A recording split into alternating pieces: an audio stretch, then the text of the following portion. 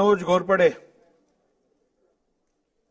अध्यक्ष महोदय, औचित्याच्या मुद्द्यावर बोलण्याची संधी या ठिकाणी आपण दिली त्याबद्दल प्रथमतः आपले आभार व्यक्त करतो.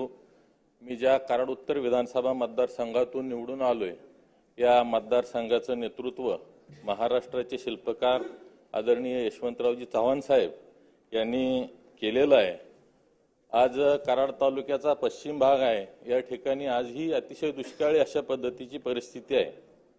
त्या ठिकाणी तारळी नदीवर 50 मीटर हेडपर्यंत पाल उपसा सिंचन योजना तसेच त्या ठिकाणी इंदोली उपसा सिंचन योजना झालेली आहे.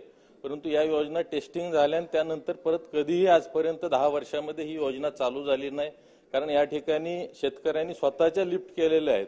त्यामुळे ही योजना आज बंद स्वरूपात आहे. परंतु ही योजना 50 मीटर हेडवरून जर 100 मीटर हेडपर्यंत केली तर या विभागाचा